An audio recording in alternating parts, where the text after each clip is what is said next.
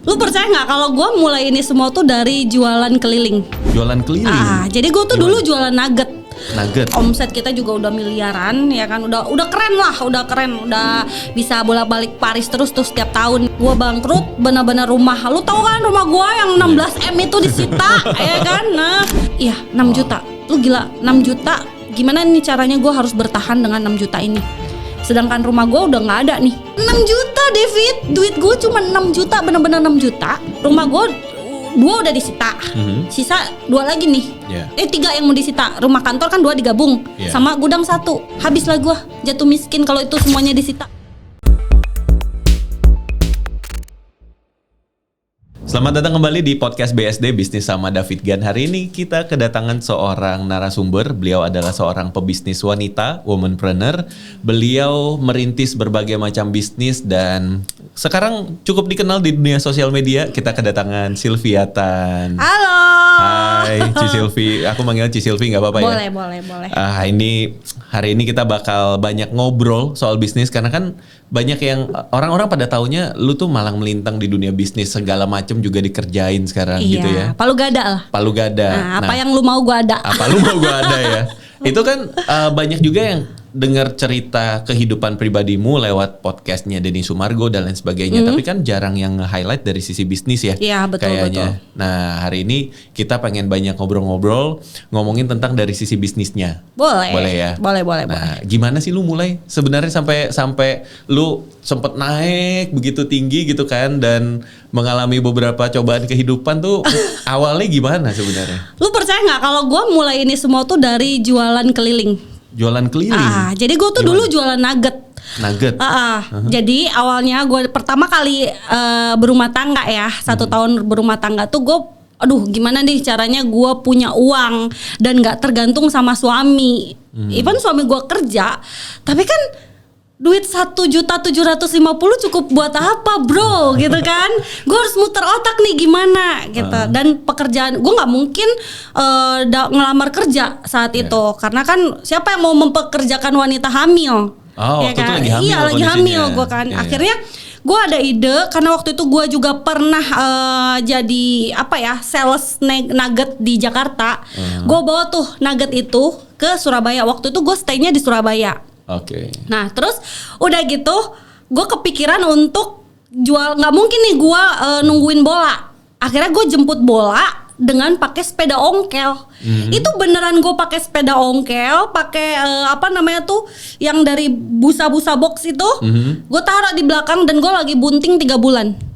Lu percaya nggak? Gue jalan satu komplek. Itu kan waktu itu gue di Delta Sari tuh di Surabaya ya, perbatasan Surabaya. Gue jalan ngelilingi komplek di situ dan gue teriak-teriak. Itu keberanian gue yang banyak sih yang ngusir juga berisik gitu kan. Karena gue, bu, nugget bu, gue berani orangnya benar-benar berani karena bagi gue ini halal. Iya kan, ini halal dan gue benar-benar keliling demi keuntungan 2.000 sampai 5.000 saat itu. Tapi jujur waktu gue jualan nugget itu omset gue cukup lumayan. Cukup lumayan sampai kita waktu itu bisa waktu itu kita masih riba ya, masih KPR gitu kan. Kita berhasil beli rumah walaupun KPR gitu. Itu berarti sebelum Ci Sylvie ke Bali apa sudah ke Bali itu ceritanya? Belum dong. Itu jadi sebelum ke Bali ya? Udah ke Bali. Gue kan ketemu Koko di Bali. Jadi gue tuh ketemu Koko di Bali, terus gue nikah. Karena gue berpikir, wah kalau misalnya gue hidup di Bali nggak akan bener nih, gitu kan. Ini hidup gue juga udah berantakan. Kalau gue terus mempertahankan diri untuk stay di Bali, wah mau jadi apa gue? Gitu. Akhirnya kita sepakat, ayo kita ke Surabaya aja. Di situ gue memulai drama ini. Nah itu dari jualan nugget sampai akhirnya bisa bisnis skincare ya berarti saya kategorikan ya. Itu gimana bridgingnya tuh? Karena yang gue jual tuh sebetulnya bukan nugget aja, tapi yang gue bawa memang nugget. Gitu. Karena kan itu adalah barang ready stock. Tapi di luar nugget itu gue selalu tawarin ke ibu-ibu, bu, lu butuhnya apa bu? gitu. Lu apa yang lu butuhin? Lu suka koleksi tas. Jadi gue tuh bener-bener melihat dulu nih orang ini tuh tipikal seperti apa. Gue baca dulu personalitinya calon customer gue ini. Kalau misalnya nugget gue kagak laku, dia sukanya make up, gue tawarin make up walaupun gue nggak punya barangnya. Gitu. Jadi gue bener-bener baca dulu nih si target gue ini. Jadi gue waktu itu ada nugget sampai lu tahu kancut sama kutang pun gue jual. Tapi gue nggak punya barangnya. Iya. Nah itu pakai ilmu marketing nggak waktu pada saat itu? Jujur ya, gue tuh ilmu kepaksa sebetulnya. Ya kan, karena kepaksa oleh keadaan yang mendorong gue harus punya duit. Ya itu kan nggak butuh ilmu marketing kan untuk memahami itu. Sementara kan banyak orang yang udah belajar marketing hal simpel itu aja kan nggak ngerti. Iya, karena mungkin gini ya, kalau menurut gue sih sekarang kan banyak tuh tutorial atau kelas-kelas marketing. Itu juga so far bagus. Gue pernah datang. Cuman ada ilmu yang tidak mereka ajarkan. Apa itu? Ilmu kedesak di jalanan. Jadi benar-benar benar-benar ilmu jalanan yang asli gitu loh. Kalau yang di sekolah marketing itu kan memang tertata, alurnya benar-benar harus abis A ya B. Kalau gue nggak abis A langsung Z. Pokoknya nggak tahu gue gimana caranya gue bertahan hidup. Yang itu penting laku ya. Gitu. Tapi walaupun ada sometimes gue bilang yang penting laku, tetap gue harus kurasi produk-produk apa yang gue jual. Jadi gue nggak asal-asal jual juga. Gitu. Jangan sampai nanti orang ini beli ke gue, terus dia kecewa sama apa yang dibeli di gue. Itu juga nggak pernah gue lakukan sih. Jadi benar-benar gue kurasi. Walaupun even gue jualan nugget atau gue jualan jam tangan, waktu itu sampai parfum KW pun gue jual. Sekarang udah enggak ya? Udah enggak dong. By the way dulu tuh jadi pebisnis skincare dulu apa kreator dulu sih sebenarnya? Kan Sylvie juga bikin konten rajin banget kan? Jadi yang mana duluan sebenarnya? Bisnis dulu. Oh, bisnis dulu. Jadi gini, karena gue tuh melihat sebuah potensi yang sangat besar, ya kan? Gue memulai semuanya tuh sebetulnya dari emak-emak Facebook. Jadi zaman Facebook nih, gue mulai dari situ, gue melihat peluang. Wah, kayaknya kalau gue online duitnya bakalan makin banyak dan jangkauannya pun bukan orang-orang komplek nih. Tahun berapa tuh? Itu tahun 2008. Wow. Zaman segitu. Lu lagi ngapain 2008? Waduh, masih SMA kali saya itu. Iya, 2008 masih sekolah mengenyam pendidikan itu. Gue udah bertahan hidup. Gue udah benar-benar survive di situ. Gimana caranya gue bisa makan dan terus melanjutkan hidup yang kadang memuakkan ini. Gitu. Jadi pas waktu gue di Surabaya, ya kan. Nah itu gue jualan bener-bener gimana caranya nih, apa yang barang gue punya itu bisa terjual dan orang itu bisa balik lagi ke gue. Itu yang ilmu yang gue bener-bener pelajari. Jadi pola hidup mereka yang gue pelajari selama ini gitu loh. Dan fokusnya tuh repeat order loh. Sudah, itu keren banget. Jadi gue tuh nggak pernah menargetkan untuk mendapatkan pembeli baru. Gue justru gimana nih caranya, ini pembeli sultan nih, wah gimana gue rasa harus mengapa tuh namanya tuh mengayomi. Iya, terus harus benar-benar nih orang bisa bertahan sama gue, karena gue tahu nih orang duitnya banyak gitu kan.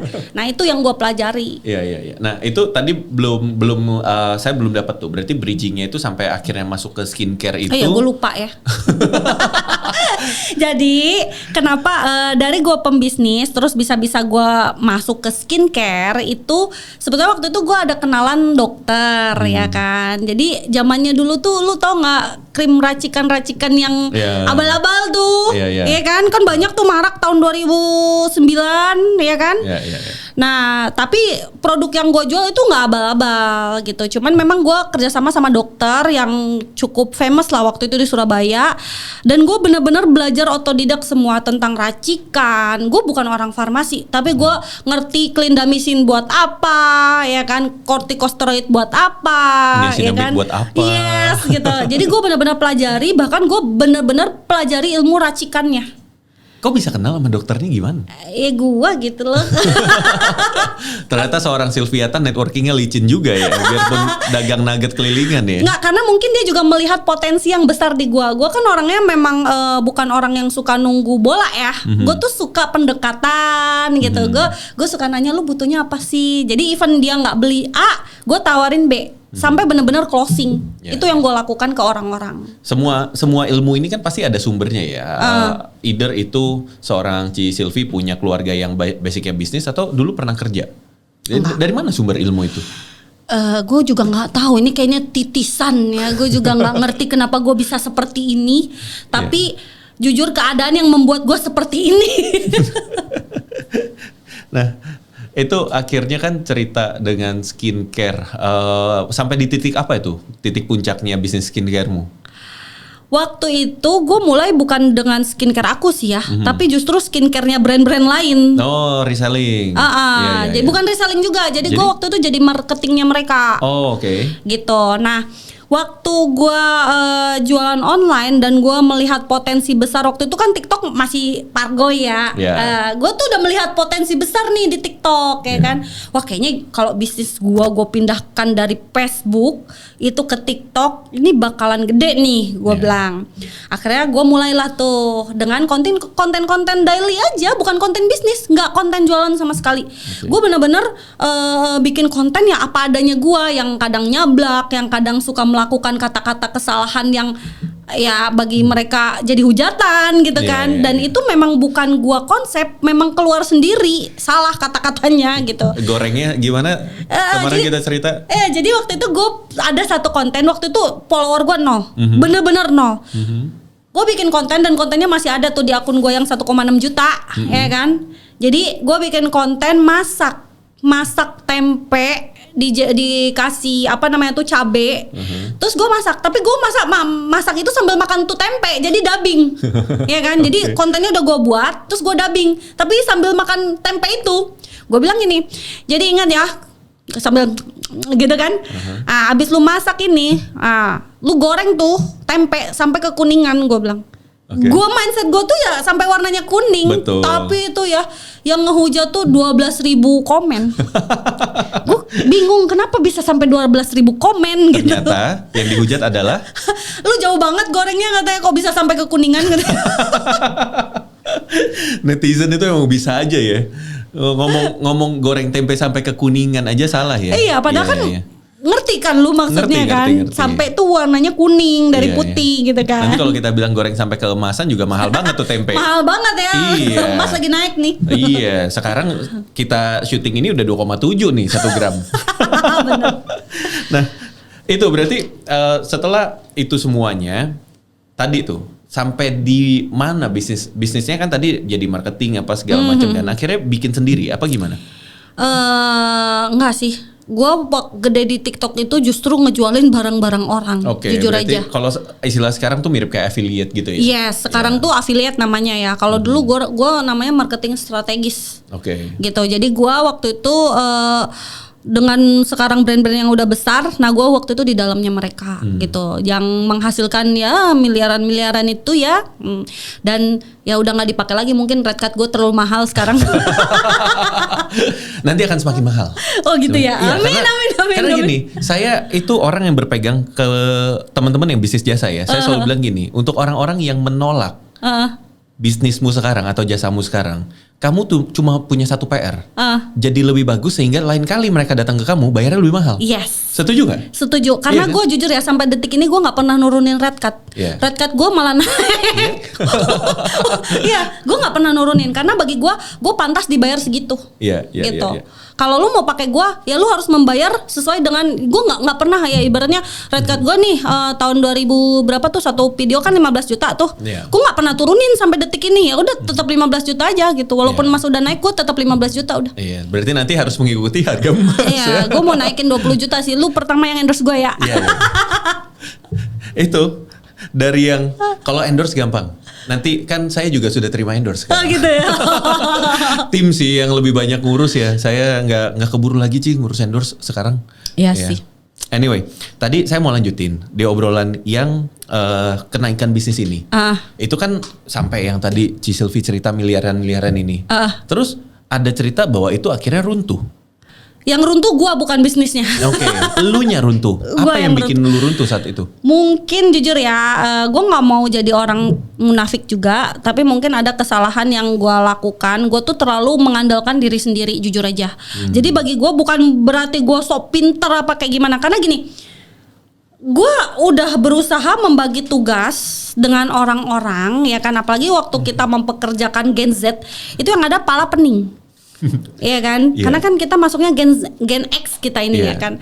Saat gue mencoba, udah gue bagi tugas nih sama Gen Z, gue bilang kan, yang ada gue marahin sekali, liburnya seminggu, gitu. Dan gue jujur aja gue lemah di SDM, gue nggak bisa, emosi gue tuh kadang nggak bisa gue kontrol, gitu. Jadi kalau misalnya orang itu bodoh, gue sebut lu bodoh, gitu.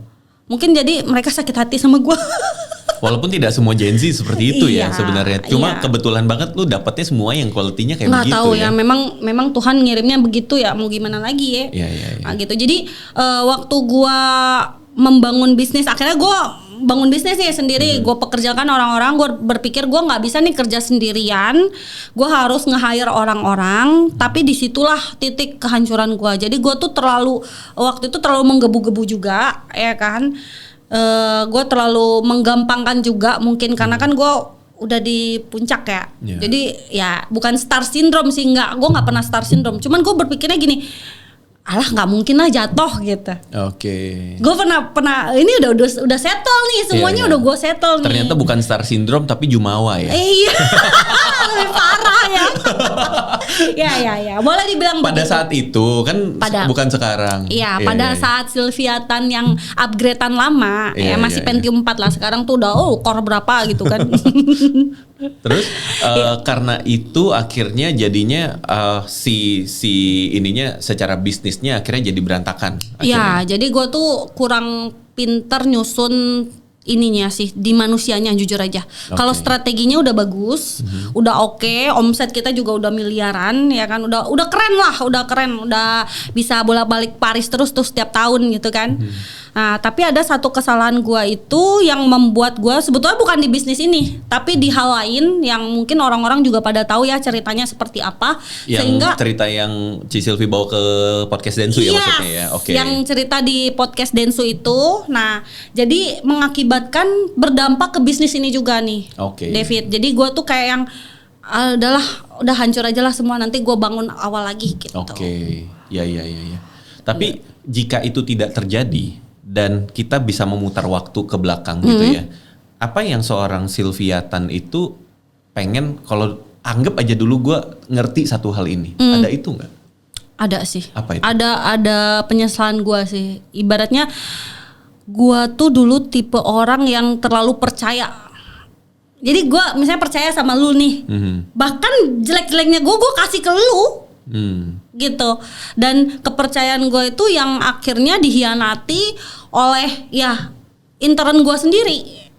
Gitu. Jadi yang kasusnya yang di podcastnya Denny Sumargo itu sebetulnya bisnis ini nggak hancur. Bisnis ini bisa gue bangkitkan lagi, dan gue yakin bisnis ini akan semakin besar nanti. Terbukti alhamdulillahnya sekarang waktu gue bangkrut ya, kita katakan bangkrut lah ya. Gue bangkrut, benar-benar rumah, lu tahu kan rumah gue yang 16M itu disita, ya kan? Nah, disita. Gue ngeliat tuh ada kontennya yang lu harus keluar dari rumah gitu ya. Jadi lu tahu juga mungkin perjalanan gue yang rumah gue disita 16 miliar, terus udah gitu aset-aset gue jualin, sampai tas-tas gue itu gue pajang, gue udah kayak tas loakan itu ya kan. Itu gue bener-bener gue jual semua karena gue berpikir gini, oke, gue harus menyadari sepintar apapun gue, pekerja keras apapun gue, kalau Allah itu nggak ridho sama gue, tujuan gue nggak akan bisa ngapa-ngapain. Jadi harus ada sesuatu yang gue benerin dari diri gue sendiri. Apa itu? Itu yang gue cari, ya kan? Jadi kan kasusnya 2024 nih. Ya udah gue lepasin rumah yang di PIK itu yang 16 miliar, ya udah ambil, gue bilang gitu kan. Mobil pribadi gue juga gue jual, ya kan. Tas-tas gue yang branded itu gue juga jual semuanya. Akhirnya gue bener-bener sampai titik gue cuman pegang 6 juta sebulan. Saat itu. Di rekening total? Iya, 6 juta. Lu gila. 6 juta gimana nih caranya gue harus bertahan dengan 6 juta ini. Sedangkan rumah gue udah nggak ada nih, rumah udah nggak ada, teman-teman juga udah hilang. Padahal gue nggak minjem uang, gue cuman butuh support. Sylvia, kabar lu gimana? Teman-teman yang dulu gue traktir semuanya itu nggak ada semuanya ya. Jadi awas lu kalau gue naik lagi lu. Ya kan, hilang semua. Benar. Dari situ gue belajar, oh ya, ternyata apa yang menjadi quotes itu benar. Apa itu? Gitu ya kan. Kalau misalnya nggak ada teman itu ya saat lu ada aja gitu. Pas lu nggak ada ya dia gula lu habis ya dia pergi. Gitu. Dan gue meyakini oh ya ternyata benar itu. Nah dari situ gue bener-bener tuh David, pertama tuh yang gue lakukan adalah gimana caranya gue tenang dulu nih. Jadi gue nggak cari solusi. Karena tambah stres. Ntar gue beneran nelen baygon. Lu tahu kan gue mau nelen baygon, ya kan? Nah jadi gue bener-bener posisikan diri gue dulu. Nih gue harus tenang dulu nih, agar gue bisa berpikir. Solusinya nggak gue cari. Bener-bener itu 6 juta udah kantong gue aja. 6 juta dari gue tinggal di 16 miliar loh. Sisa 6 juta, gila nggak lu? Ya kan? Terus akhirnya gue memilih hijrah. Ya lu tahu sendiri gue tadinya pakai seksi-seksi, tiba-tiba begini gitu kan. Untungnya saya belum lihat tuh. Jangan dilihat deh. Jangan dilihat. Saya soalnya nge-follow Sylvia Tan udah hijrah semuanya. Jadi gue tuh dulu yang tipe yang agak-agak inilah. Kalau dibilang nakal sih enggak ya. Cuman gue tuh lebih terbuka orangnya, bajunya maksudnya. And then hijrah gitu ya. Hijrah. Jadi gue benar-benar perbaiki diri dulu nih. Ternyata yang harus gue perbaiki itu bukan dengan manusianya, tapi hubungan gue dengan Tuhan gue, dengan Allah gitu kan. Gue perbaiki dulu dan alhamdulillahnya nih kan lu tahu sendiri kan laki gue mualaf. Terus ya udah langsung aja kita perbaiki diri. Kita pindah dulu nih ke kota Bandung ya kan, yang adem-adem lah gue cari. Di situ udah kita settle tenang, baru tuh mulai berpikir. Mulai berpikir gimana caranya kita menghasilkan uang lagi nih. Ya kan? Dan nemu caranya, gue bisa ngulang lagi. Dan gue yakin kali ini gue bisa juga. Tapi di jalan Allah.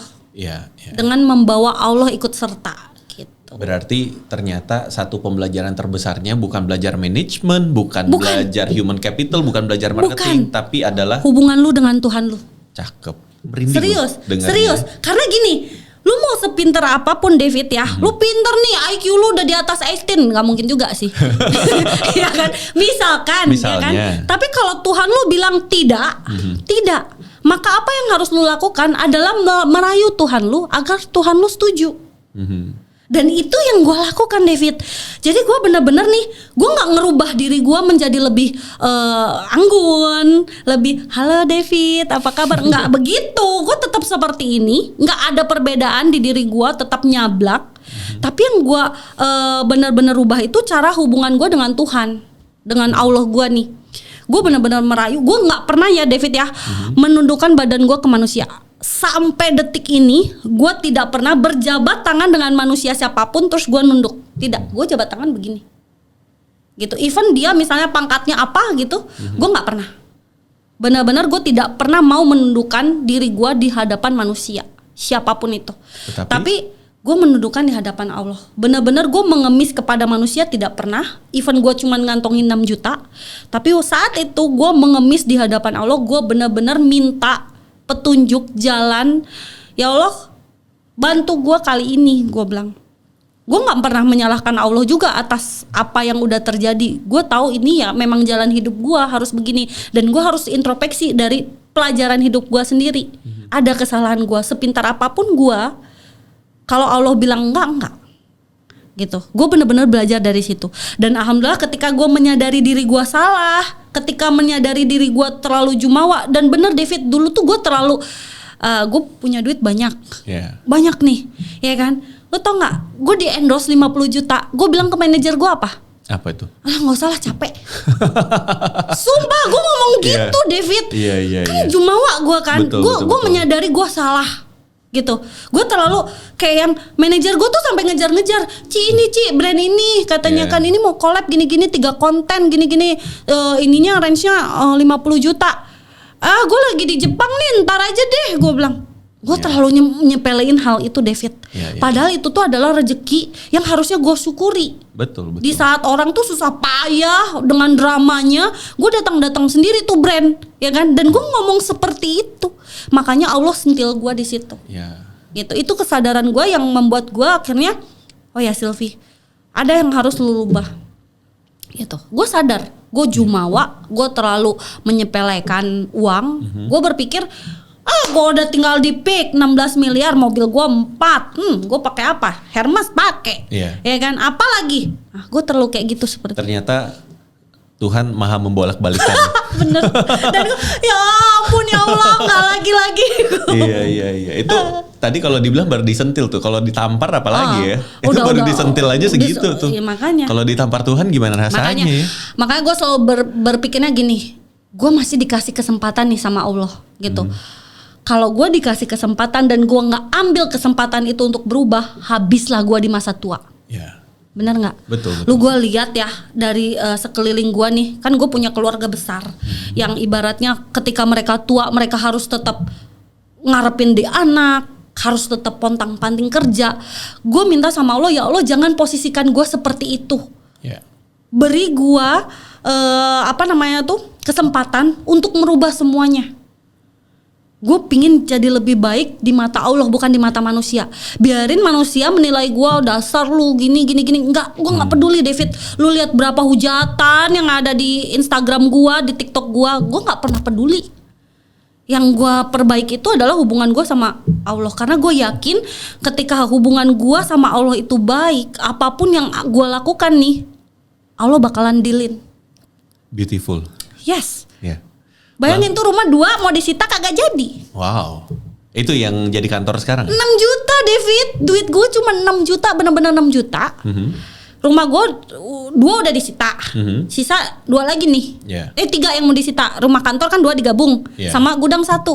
Habislah gue jatuh miskin kalau itu semuanya disita. Bener gak? Itu seorang Sylviatan masih punya 2 rumah dan 1 gudang, katanya itu habis guys.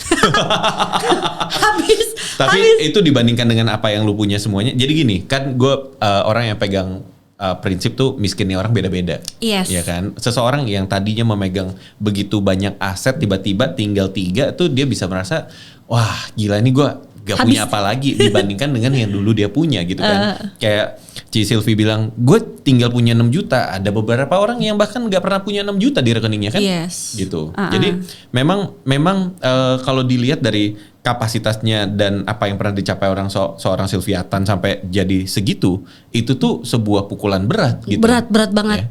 Karena kan bukan cuman itu ya, gue kehilangan bukan cuman materi.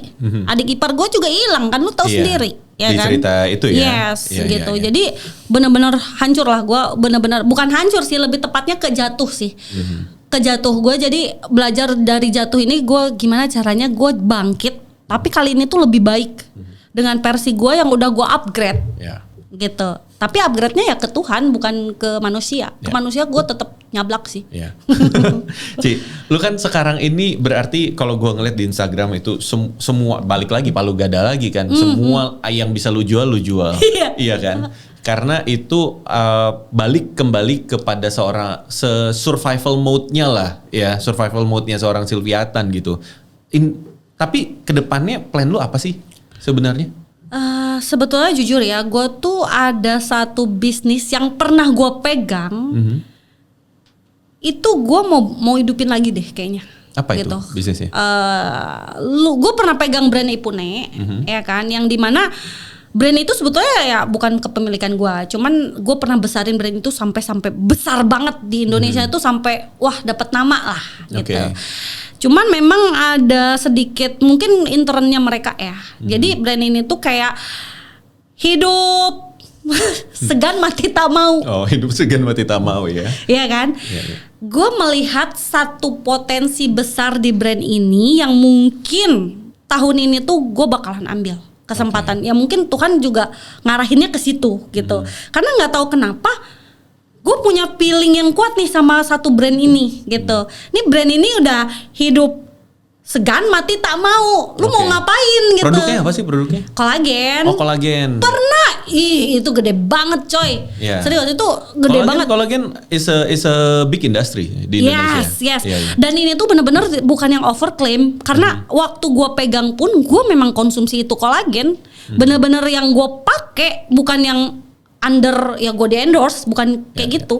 Dan testimoni dari kolagen ini pun memang bener-bener banyak. Dan ibaratnya kolagen ini satu-satunya di Indonesia yang isinya 60. 60 apa nih maksudnya? 60 piece, oh, 60 saset. 60 saset dalam satu box. Dan nggak diseduh.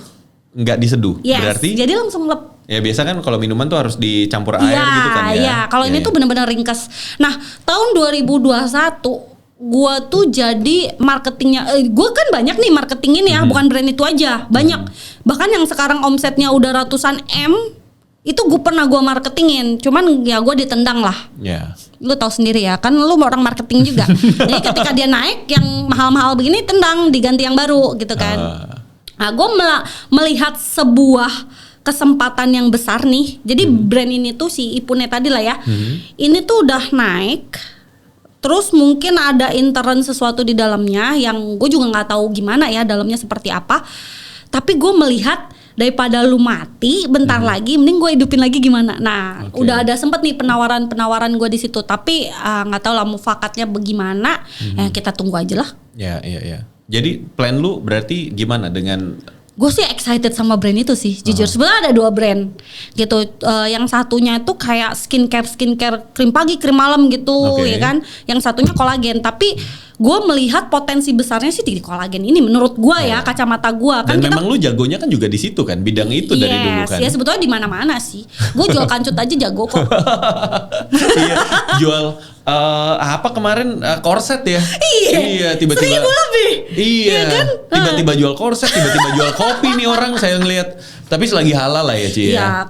Selagi satu, bisnis gue tuh tidak boleh menzolimi orang. Karena gue percaya ketika kita menzolimi orang, sebetulnya kita tuh membuat, ya sebetulnya bukan gue percaya karma ya, tapi gue tuh sebisa mungkin jangan sampai apa yang gue lakukan balasannya tuh ke anak gue. Gue nggak mau itu. Serius, jadi gue tuh berusaha apapun yang gue lakukan, gue jangan sampai menzolimi orang nih. Nggak boleh. Jadi even misalnya ada, kan namanya kita bisnis ya, pasti ada trouble atau apa, terus ternyata barangnya gimana gitu kan. Itu gue sebisa mungkin tanggung jawab. It's good. Gitu. Nah, ini berarti mau dibawa kemana nih si Ipune ini kalau misalnya lu nanti terlibat di dalamnya? Jujur gue tuh pingin akuisisi sih. Cuman kan mereka mungkin udah ada saham ya. Gue nggak ada duit. Lu mau bandari nggak? Tenang. Nanti atau kalau ada investor yang mau masuk? Tenang, nanti kalau misalnya jadi ambil Ipune, gue bantuin. Gue kan bisnis consultant, gue bantuin banyak bisnis juga. Nanti gue bantuin. Ipune. Itu sih rencana gue tuh, karena jujur gue melihat satu bisnis ini tuh bakalan long term. Kenapa gue bilang bakalan panjang? Karena kan gini, kebanyakan skincare itu kan yang sekarang ada ya, itu kan mereka tuh rata-rata yang overclaim, terus yang gedenya viralnya karena endorsan, ya kan. Dan gue pernah mencoba di tahun 2021, itu tuh benar-benar kita nggak endorse siapapun gitu loh. Dan hanya dia tuh yang hanya kerja sama ke gua gitu. Terus itu berapa tuh omsetnya pada saat itu? Gede coy. Spill? Boleh. Kurang lebihnya aja. Ya. Single digit, double digit? M-nya? Ada pernah double sih. Double digit. Iya. Dalam waktu berapa lama tuh? Ya kurang lebih setahun lah. Nggak nyampe. Lumayan. Yes. Dan itu kita benar-benar tanpa AdSense, tapi hanya menggunakan ya itu pendekatan sama pembeli. Gitu. Dan itu mau gue pakai lagi. Makanya gue berpikir, wah ini kayaknya bagus nih, strategi yang bagus. Cuman gue masih belum menemukan mufakat yang menguntungkan gue gitu. Jadi nanti kalau misalnya mereka udah deal dan gue udah bisa akuisisi, let's go. Semoga semuanya nanti lancar akuisisinya dan lain sebagainya ya. Nah, saya mau balik ke bisnis nih berarti dan kreator. Kalau misalnya Ci Silvi sekarang ngeliatin antara bisnis dan kreatornya, sebenarnya yang mana yang lebih mempengaruhi yang mana? Apakah bisnis ini yang mensupport kreatormu atau kreatormu yang mensupport bisnismu?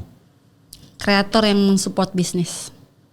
Karena gini, kita perlu personal branding bro, ya kan? Kita perlu personal branding yang dimana personal branding gue itu memang gue desain ala kadarnya gue nggak ada yang namanya di depan kamera gue jadi pura-pura alim ya kan? Nggak ada. Gue lu lihat sendiri pecicilan begini dari tadi nggak bisa diem, ya kan? Gue tetap seperti ini dan gue tuh paling benci sama orang yang munafik. Gue lebih baik lu lihat gua ya dengan baju gua yang syar'i banget ya kan, tapi ngomongnya kok masih nyeblak ente. Tapi gua yang penting gua nggak munafik, udah gitu aja. Emang banyak orang-orang munafik? Banyak coy, banyak banget. Di circle-mu ya? Gimana sih orang munafik kalau di circle-mu itu? Iya, gue paling jijik sumpah. Gue tuh kadang ya pingin komen, tapi dia temen gue gimana dong? Berarti tidak perlu sebutkan namanya, sebutkan ceritanya aja berarti. Jadi gini. Ya kan misalnya di circle gue ya, gue nggak spesifik nih, ntar tahu juga baper dia nanti. Jadi kayak yang misalnya di kontennya tuh dia tuh kayak yang bener-bener wah gimana ya. Wahnya kan? Ini gimana nih berarti? Kayak terus udah gitu, jadi uhti-uhti yang tajir melintir ya kan, yang gimana gitu. Terus banyak lah, nggak uhti-uhti aja karena gue tuh berteman nggak pernah ini sih, nggak pernah ya harus sama uhti-uhti, enggak. Gue juga sama nonis juga banyak gitu kan. Gua contohnya pernah, saya. Iya. Benar. Jadi yang paling gue nggak suka itu adalah ketika mereka tuh munafik sama diri sendiri. Itu tuh kayak pingin gue berantas tau nggak, tapi mulut gue tuh udah Sylvia jangan diam saja, tapi gue tuh gatel banget pingin lu nggak kayak gitu. Gue ngelihat di belakangnya lu seperti apa gitu ya. Lu nggak usah munafik deh, lu nggak usah pencitraan lu nggak usah. Gitu, gue nggak suka, nggak tahu kenapa. Makanya gue tuh lebih gue tuh nggak punya temen loh bro, serius. Gue nggak punya temen deket. Entah bukan karena mereka nggak mau berteman sama gue, karena guanya yang membatasi. Tapi gue tuh kenalan banyak. Ya. Tapi itu dia bedanya antara kenalan dan teman sejati ya. Kalau kenalan kan ya udah. Teman sejati mah laki gue seorang. Nah itu baru saya mau ngobrol ke sana. Saya manggilnya kok Aguan apa kok Muats nih? Aguan itu nama asli. Aguan itu nama aslinya dia. Jadi nama aslinya dia memang Aguan dan Muats itu dikasih setelah dia hijrah, setelah dia mualaf. Berarti baiknya saya panggil kok Muats ya. Boleh. Nah, gimana kan saya beberapa kali ngobrol sama Ko Muats, beliau adalah orang yang sangat soft spoken gitu kan ya. Dan dirimu adalah orang yang sangat dar-der-dor kan gitu. Gimana Anda itu kayak air sama minyak gitu, ada yang bilang kan begitu. Bertolak belakang sekali, kok bisa sih nyambung? Bro, justru kita itu kalau misalnya menikah atau membuat rumah tangga, nggak bisa yang dikata, kita tuh harus selaras, kita tuh harus satu inilah visi misi gini-gini harus sama gitu. Enggak, justru kalau misalnya lakinya soft spoken, ceweknya harus dar-der-dor. Biar lebih berwarna. Lalu mau cowoknya diem, ceweknya diem terus begini dong. Iya, kalau misalnya makan lihat-lihatan doang ya berarti nggak ngobrol ya. Iya kan, kalau kita tuh lebih ke gue tau sih laki gue memang soft spoken banget ya kan. Kadang dia tuh kayak berdiri aja di ngomong nih udah gemeter duluan gitu kan. Makanya gue yang maju. Jadi kita tuh benar-benar saling melengkapi. Gitu loh. Jadi bukan nikah itu ya harus sama. Enggak, kita saling melengkapi. Dia kurangnya apa, gue tutupi. Gue kurangnya apa, dia tutupi. Jadi nggak selaras gitu loh. Bukan yang apa harus sama tapi selaras maksudnya mungkin ya. Itu kan salah gue kan. Jadi kalau saya barusan dengar cerita Ci Sylvie tuh kayak antara mangkok sama tutupnya gitu ya. Jangan mangkok dua-duanya, jangan tutup dua-duanya gitu susah. Jadi gue tuh sama Koguan benar-benar saling melengkapi kekurangan kita gitu loh. Dan kelebihan kita itu yang kita saling support. Gimana peranan Ko Muats dengan semua perjalanan bisnis Ci Sylvie? Jujur ya, dia tuh sebetulnya orang di belakang layar. Dia nggak bisa tampil sebetulnya itu, tapi dia itu yang membuat gue sekarang menjadi sosok seperti ini. Dia yang mensupport gue. Dia tuh nggak patriarki, bener-bener yang lu pokoknya perempuan lu harus masak, lu harus ini siapin barangnya gue semua dari A sampai Z, lu harus ngurus anak. Dia tuh nggak kayak gitu. Dia tuh bener-bener kalau mindset dia tuh kayak gini loh. Kalau misalnya kita lapar, kita bisa dong pesan gitu. Lu nggak usah cuci piring. Gitu. Dia benar-benar meratukan gue banget. Makanya itu juga karena dirimu merajakan dia. Yes. Benar ya? Ya. Tapi dia lebih meratukan gue sih. Iya. Gue jarang merajakan dia, gue meratukan diri sendiri seringnya. Iya. Jadi menarik ya, energinya juga waktu saya ketemu tuh ini beda sekali nih gitu. Tapi ternyata itu yang menjadi saling melengkapi permainannya. Iya, kita saling gitu melengkapi. Ya. Dari saling melengkapi itulah kita bisa bertahan 20 tahun. Itu kemarin baru anniversary loh. Wah, di mana? Hah? Nggak jadi. Ini baru mau pergi minggu depan. Oh, mau pergi. Anniversary-nya minggu kemarin, tanggal 8. Ya. Yes, 20 Keberapa? tahun. Pernikahan 18 tahun, kebersamaan 20 tahun. Wow. Gitu. 18 tahun. Kemana rencananya? Gue sih pengennya ke Jogja. Wow. Kenapa? Ada apa di Jogja? Enggak, betapa aja. Well, anyway, Cisilvi, saya dari waktu cari tahu tentang Cisilvi ya, ada Akademi Beauty Creator, itu dirimu yang buat? Yes, itu waktu itu usulan dari aku. Jadi karena waktu itu aku melihat potensi yang sangat-sangat besar di TikTok ya kan. Kan gue juga ada kantor, ada semuanya udah settle lah. Yeah. Gue melihat potensi besar nih gimana caranya orang-orang itu bisa menghasilkan duit di rumah. Walaupun dia ibu-ibu, walaupun dia pakai dasteran. Lu tau gak bro, gue waktu live streaming itu gue cuman pakai daster, tapi lu tau gak omset gue ratusan juta. Wow. Dan gue pernah dapat ini omset orang ya, bukan omset gue nih, ya kan. Di TikTok itu 400 juta dalam waktu 2 jam. Wow. Lu jualan apa? Ibu-ibu pakai daster tuh ya? Pakai daster, dan gue bener-bener nggak dandan sama sekali. Bener-bener udah apa adanya gue, nggak di konsep, nggak di gimana, pokoknya udah di rumah pakai daster megang barang. Ya. Nah itu berarti Akademi Beauty Creator itu sekarang gimana ceritanya? Nah. Itu maksud pertanyaannya ke sana. Jadi balik lagi, gue bilang gue tuh kan kurang pinter memanage SDM-nya nih. Ya, gue kurang pinter memanage SDM yang dimana ini udah jalan tapi ada break-break lah di dalamnya. Berarti itu juga sekarang itu on pause juga ya? Ya, tapi sebetulnya juga. Ya hidup segan mati tak mau sih sebetulnya. Tapi masih aktif. Itu nanti lu jadi ambil Ipune dan itu bakalan gue hidupin. Akademi Beauty Creator itu naik lagi, itu saling melengkapi juga tuh. Yes, makanya gue nggak kebumikan gitu loh. Seperti Sylviatan dan Komuats tuh berarti. Iya. Itu pasti gue hidupin karena waktu itu juga udah apa ya, adalah hasil dari situ ada dan bagus banget gitu loh. Iya.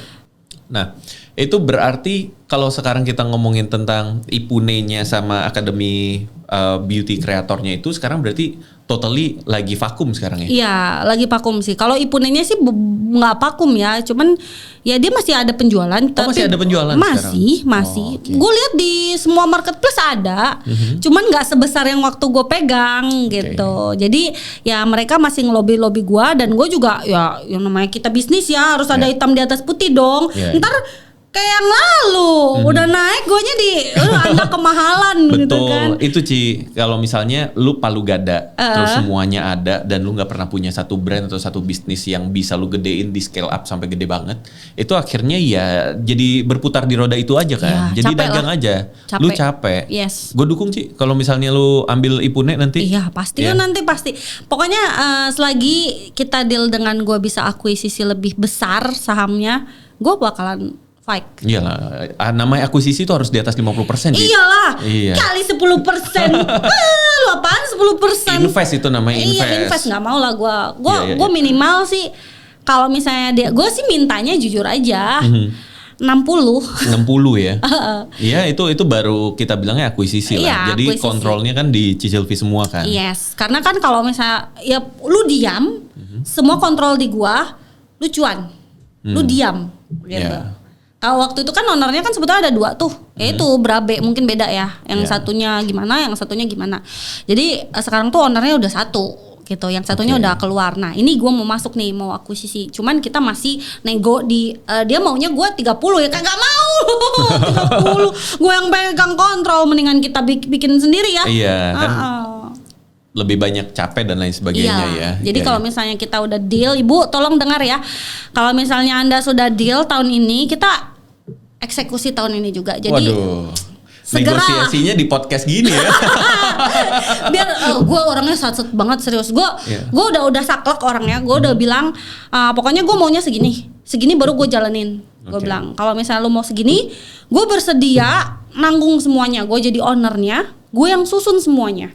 Gitu. Lu diam. Lu owner tapi lu diam juga. Udah, lu diam. Semuanya gue yang ngatur. Tapi kan ada resiko begitu seorang Sylvia Tan itu mengakuisisi sebuah bisnis skincare. Pasti dong. Semua endorse skincare kan berhenti ke Anda. Gimana tuh? Tapi kan gue melihat peluang ini lebih besar daripada endorsement gue. Ya, itu dia. Itu. Dan endorsement masa lu berapa lama sih bro jadi selebgram? Ya kan? Emang lu bakalan terus tanpa lu bikin drama, lu bisa bertahan? Gue hidupnya nggak di drama, Bo. Gue hidupnya di dunia nyata gitu. Jadi gue harus bikin bisnis. Setuju. Karena kan kalau misalnya masih ngelihatnya endorsement is basically buat saya melihatnya endorsement tuh basically free money. Iya. Gitu kan? Iya.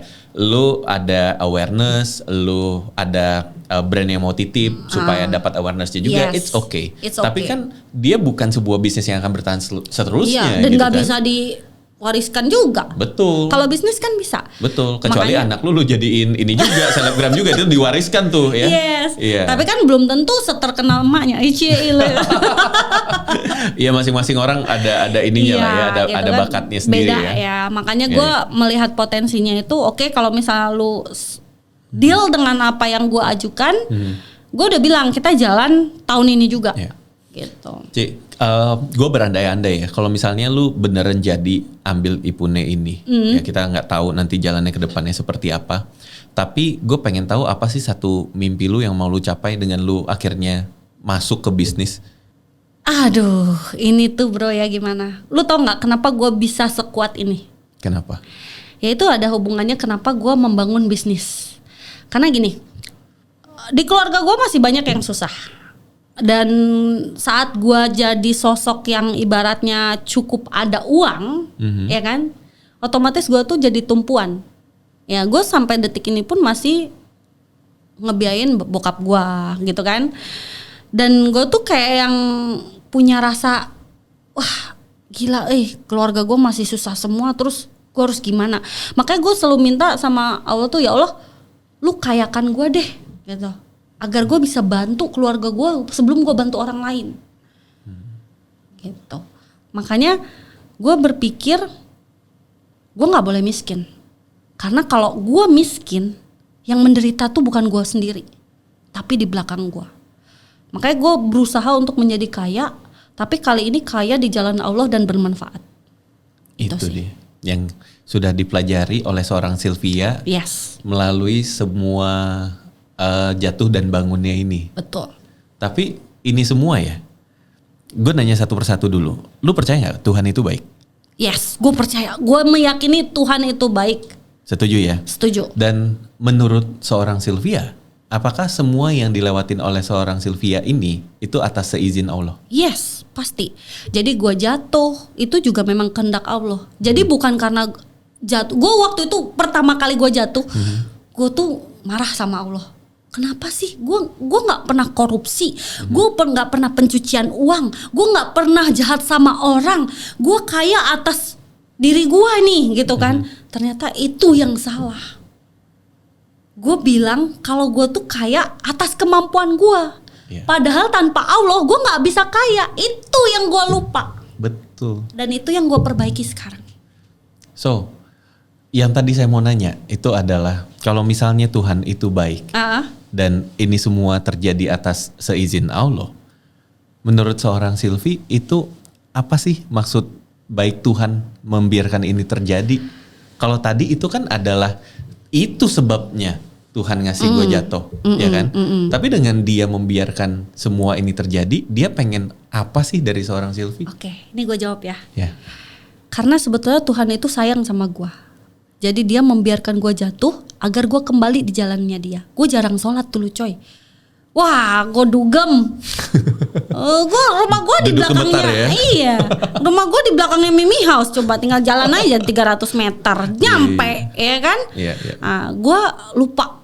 Ibarat gini, gue ada sedekah, tapi sedekahnya itu tidak sesuai dengan apa yang gue dapat. Nah itu yang gue pelajari. Jadi gini, Gue rajin sedekah dulu, rajin tapi kecil-kecil coy. Bersedekah dengan tangan bukan dengan hati gitu ya. Iya, yang jadi penting ngasih gitu yang kan. penting gue ngasih. Loh, gue ada ke panti asuhan ini, beras segini ini. Tapi dengan apa yang gue dapat itu tuh kecil. Nah, itu ternyata kesalahan gue. Tuhan tuh nggak mau seperti itu, makanya dia sentil gue. Ada bagusnya sih, jadi gue sadar. Dan gue dikasih kesempatan. Coba lu disentilnya pas tua, umur 50, umur 60. Lu mau gimana? Ngesot lagi lu. Betul.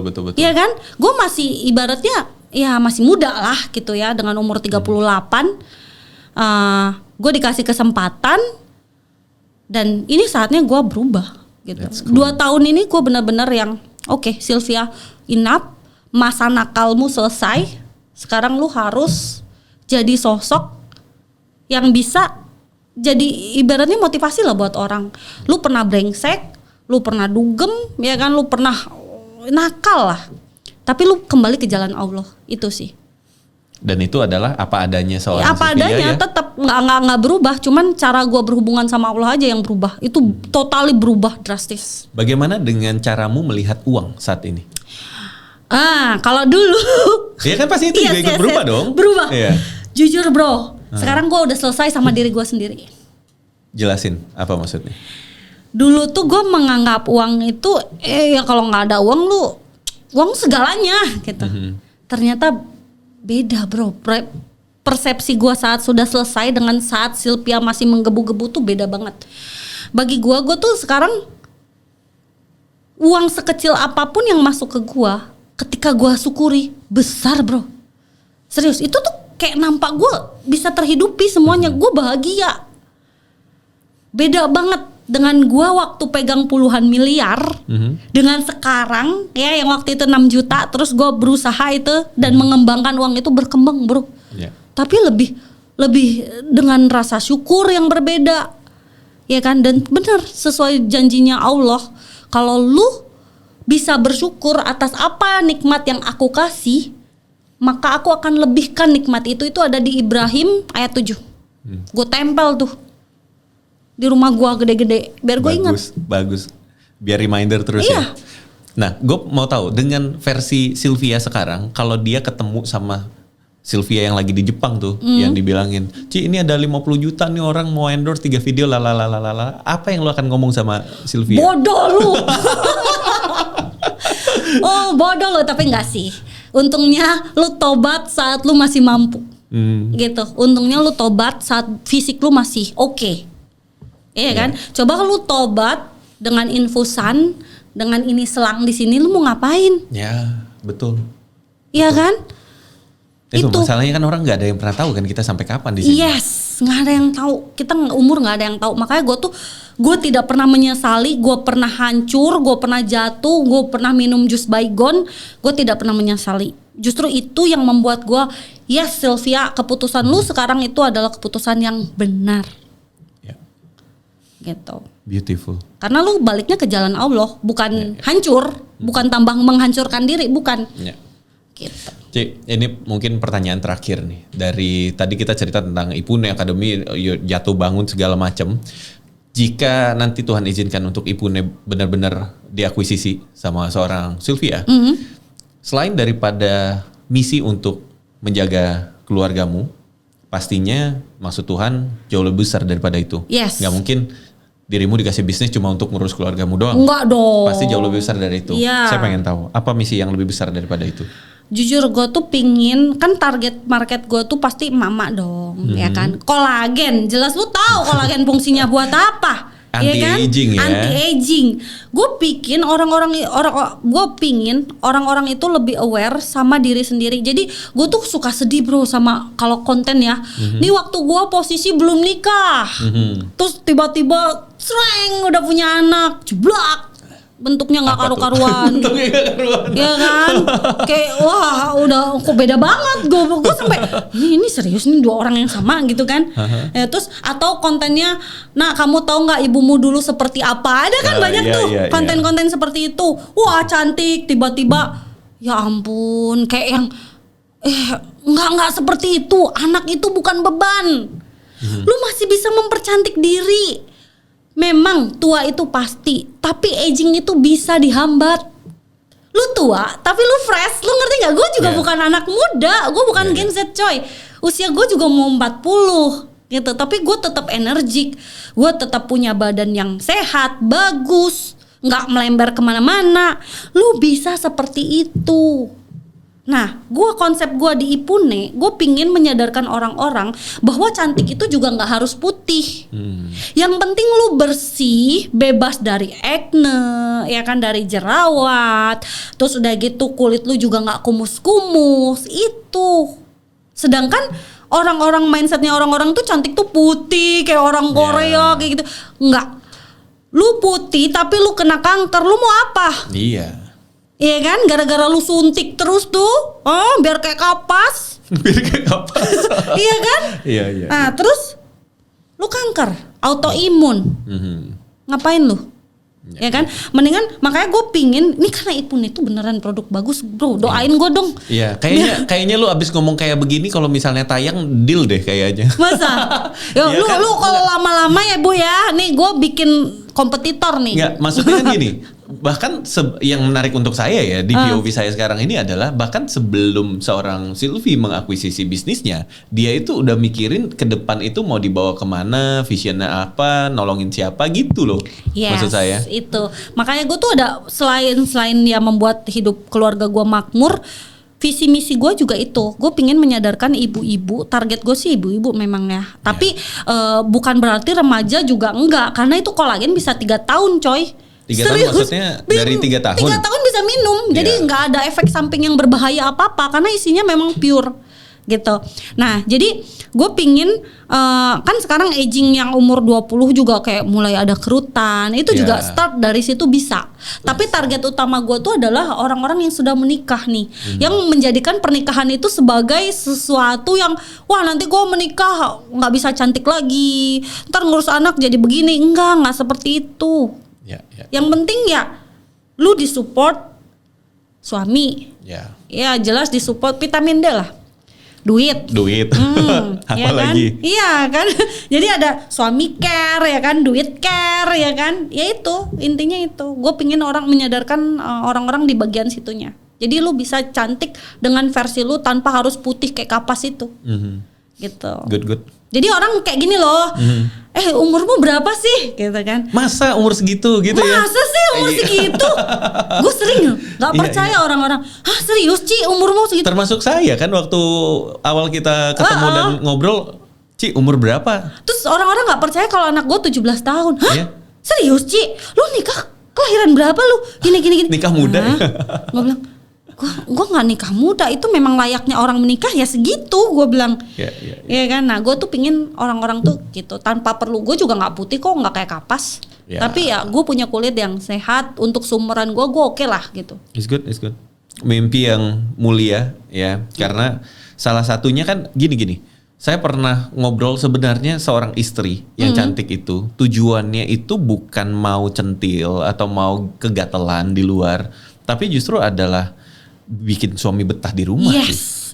Ya kan? Dan untuk para suami juga nih, karena kenapa gini, tuh? ya sekarang lu nikahin perempuan, ya kan? Berarti kan lu udah mengambil perempuan itu dari orang tuanya.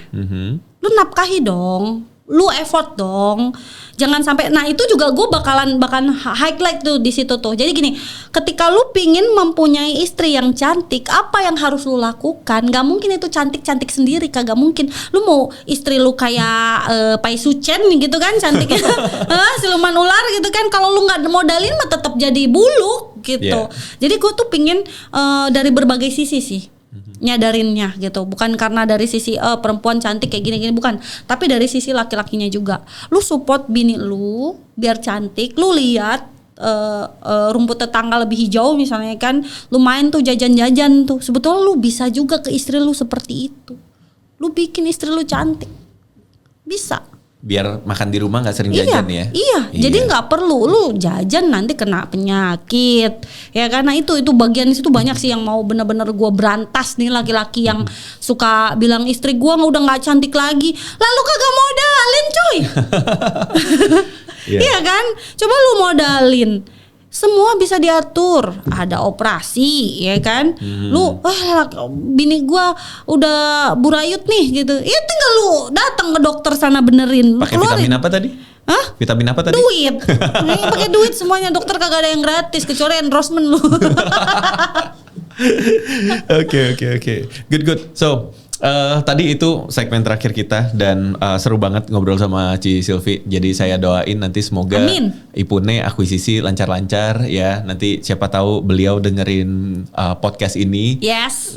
Kalau misalnya beliau tidak dengar, kirim. Gua kirim, Bu. Gua kirim. Silviatan ditantangin. Iya. Biar ini ya, biar ketahuan arahnya Iya. mau kemana dan lain Iya. sebagainya, dan semoga dealnya semuanya lancar ya. Yes, doain Oke. ya tahun ini ya. Good. Kalau begitu, thank you so much Ci Silvi sudah Yes, datang. thank you, David. Ya. Dan kita tutup sesi hari ini. Semoga bermanfaat untuk semua yang dengerin dan banyak kasih insight, ngasih semangat juga. Sampai ketemu lagi di sesi kita selanjutnya. Thank you. Bye bye.